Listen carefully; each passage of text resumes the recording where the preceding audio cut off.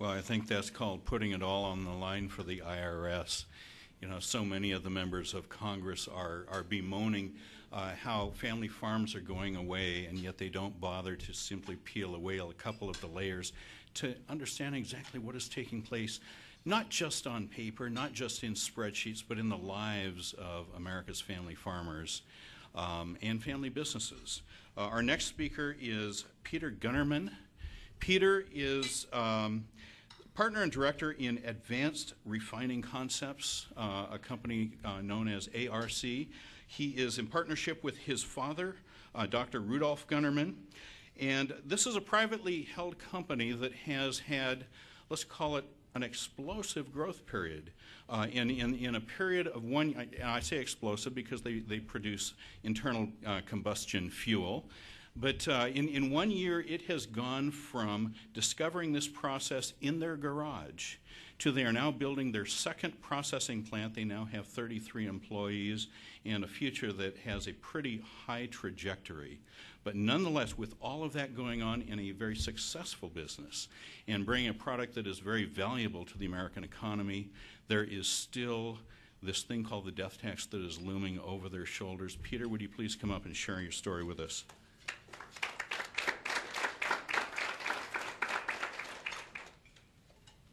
So thank you very much, Dick, and Clayton, thank you for coming.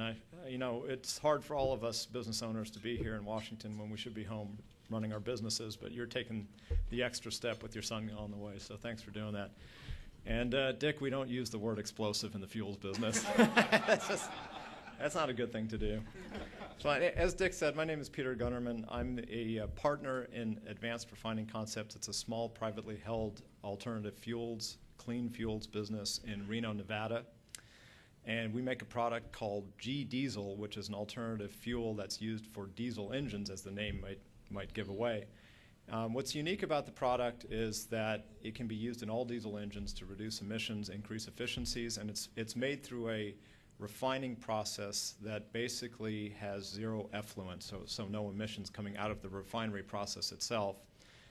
So it's a unique product and it's a unique process, but I'm not really here to talk about those. I'm here more to talk about the business structure and the things that can harm our business, and through that, of course, our employees and the economy of northern Nevada. So to start the story about our business, we are unique in several ways. One of the ways, as Dick mentioned, is my partner is my 82-year-old father, Dr. Rudolf Gunnerman. By the way, he would have loved to be here today, but he's at the Oktoberfest. My father immigrated from Germany, and I don't think he's missed one since the first year. And if you look at the calendar, you'll realize he's actually a week early. And when I ask him about that, he says, "Son, I'm 82. I need to warm up." You know, so. But knock on wood, that spirit continues. So where we are unique, though, is that when I say we're privately owned company, we take that definition down to the nth degree. Every dollar that we have invested into this company, and currently that stands at about 17.5 million of them, have come from our family. We have not taken one bank loan. As you can imagine, going to a banker and saying, "Hey, I'd like to invent a new fuel and change the industry," especially back in 2007 when we started, not last year, but 2007, it wouldn't have been very popular. So every dollar came from our family. We have no outside investors. We've really put this on the line. And I want to tell you how we got here, because that's a little bit of a unique story as well. My father, as I mentioned, emigrated to America after the Second World War. He started to, as many people do, take some odds and ends jobs, painting homes and the like, and he made his way from New York to Southern California after a few years, after saving money, went on Route 66. It was really the classic story. And once he hit Southern California, he decided that he wanted to make some money. And so he started a real estate business after getting his real estate license. With my mother, he started a women's clothing store in Beverly Hills, which was kind of unique. He started a pool toy company where he made surfboards, and he made those little things you float around pools in. And that was just some of the things that he did to, as an entrepreneur in the 50s to make money. Well, all of that led to, ultimately, he started a building company where he made pre-manufactured homes, and he started to get a lot of capital, and he could now chase his dream, which was inventing, and specifically inventing energy-related technologies. Well, his first energy-related technology that he invented, and potentially still the most successful to date, was in the mid-70s. He was the original inventor of the wood pellets. I don't know if you know these little pellet stoves and pellets that you put into home heating and to industrial heating. Well, that was his original patents, and we had moved up to Eugene at that time because there weren't a whole lot of forests in Southern California. From there, he went on to develop some advanced energy crops to make more biomass, to make more pellets, and also started to get into the ethanol business. About the time that I graduated from the University of Oregon, heading off to become a lawyer, until my dad said, you know, the world's got enough of those, why don't you help me? We became partners in a biomass power plant in the San Joaquin Valley in California. And from there, we did pretty well with that, and we started developing a different technology, which was a multiplied fuels technology, which was water diesel blends that we developed along with Caterpillar through the 80s and into the early 90s. And to make a very long story sort of short, by that time we also financed some research at the University of Southern California, and we opened a company based on that research that was using ultrasound to upgrade crude oil. You know, ultrasound that breaks up kidney stones can also disrupt molecular chains in long-chain carbon molecules. And that company we took public and started on the bulletin boards. We got it up to the Amex.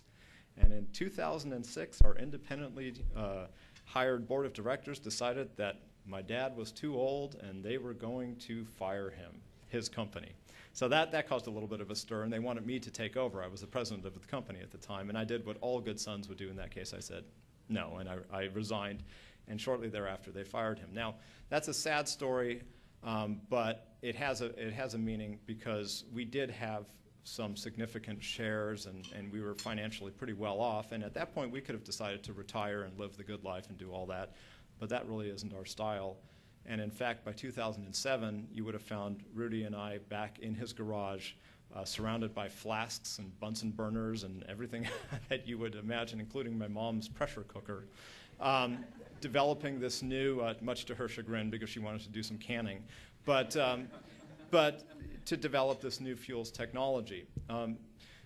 Where we've gone from there, and this is really what I'm most proud of, is that we started with one employee, one lab supervisor, and now we've grown to 30 employees.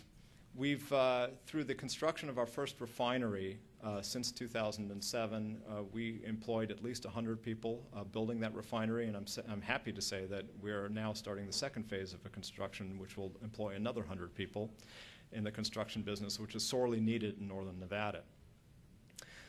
We hope to expand. We hope to expand to southern Nevada and to Utah and create a lot of jobs.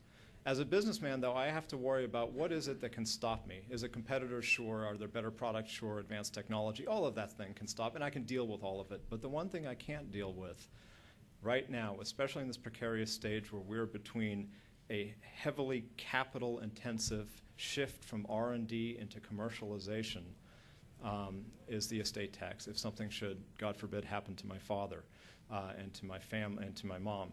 And the issue here is I wouldn't have the money to pay these astronomical numbers, 60%. I wouldn't have the money to pay for that. I would have to sell as much of the assets as possible. And Clayton, if you think selling land is hard, go ahead and try to sell some fuel tanks. People don't want that. And so, you know, and the issue here is, you know, we've, of course, like most businessmen, we have gone around and we have asked the advisors and we've asked the attorneys and we've asked all of these estate planners, how do we get around this? Well, that's not the American way. I mean, we're a family that invests all of our money into technology. And when I said $17 million, that's not off a base of 700. That's off a base of, you know, 17 million pretty much is our family wealth tied up into this deal. And you know, nobody's given me a good answer. Nobody said, well, here's the magic bullet. Here's how you get around it. I don't want to get around it. I want this estate tax not to be one of the things I have to worry about because, quite frankly, I have too much to worry about at this point. My family, my employees, future jobs in America, future technology that America can export. Imagine that. We could export a clean technology overseas. All of these things are jeopardized by something that doesn't need to be, in my opinion. And it is my opinion. So now I want to leave you with one last thought, going back to my father and his spirit. Since the day I was born, he told me, son, don't worry, I'm going to live to be 120 years old. And you know what? If he's right, I don't need to be talking about this because it really won't affect me for a long, long time. But I started this speech by telling you I'm from Reno, and I know the odds. And the odds aren't that great for Dad. And if something happens to him in this precarious period, the odds aren't that great for all of us. Thanks.